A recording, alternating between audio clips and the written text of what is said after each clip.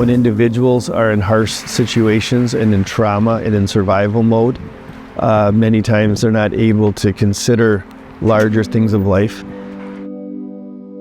Jesus said, I've come to give people life into its abundance. And that's talking about Zoe life, not just living physically, not just living psychologically, but Zoe means, like the Greek thought, is the life that's worth living.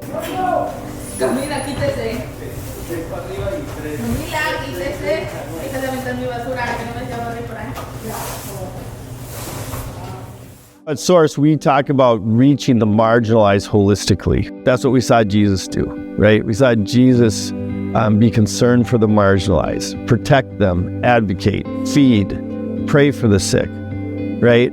Welcome people. And then he also talked about hope of having a relationship with God.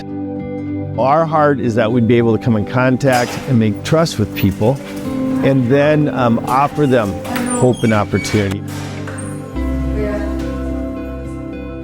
Source is about helping people. That's pretty clear. They don't just, they're not just like a little food shelf that is like, yay, free food. It's not just about like helping women. It's a lot of things.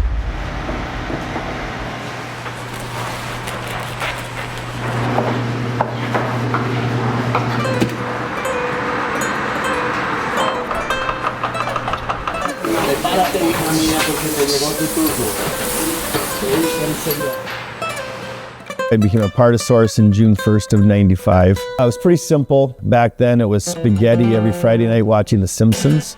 But then just as the years progressed, we became more and more of a community center in the neighborhood and more impoverished families. And since 2020, there's been a big shift as the crisis of 2020 and 2021 in South Minneapolis around a lot of food.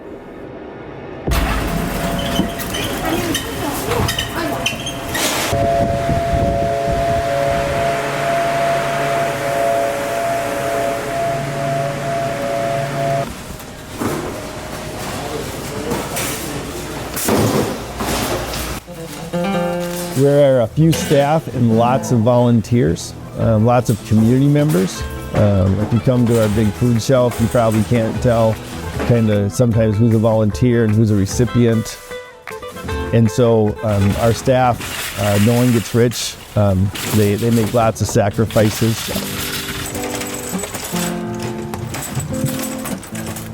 I don't see anything else worth living for. It's not worth living for my own legacy or my own toys or money in this world. Working with the marginalized, there's heartbreaking stories because it's just, we're in the middle of a lot of people's lives that are in a lot of struggle. Like, it's nice to know that there's some hygiene products, but many times, just so many times, there's other stuff going on in their lives. And I say, I cannot go there, and I wish I could help in any other way, in many other ways, but we can go together to the one who can do what I can't, what Source cannot do up to that point. They make a habit of offering prayer to people if they want.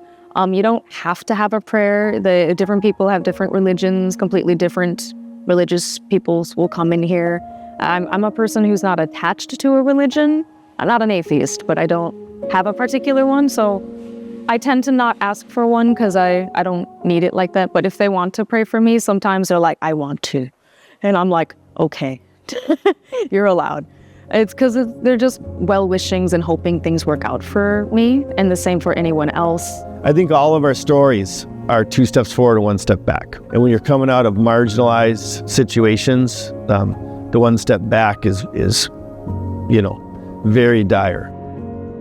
There's so many kids in desperate situations that getting to show them both his love, but also how that changes people's lives and invite them into a community of people that are full of that and have experienced that, just friendship and love of God. We want to help the best we can with those 2 steps forward. Thank you so much. And that's how we love people. My hope would be that those who are marginalized in our culture and society would have safe places where they would not be taken advantage of. And so the poorest of the poor and the most vulnerable in our city, that they would be protected.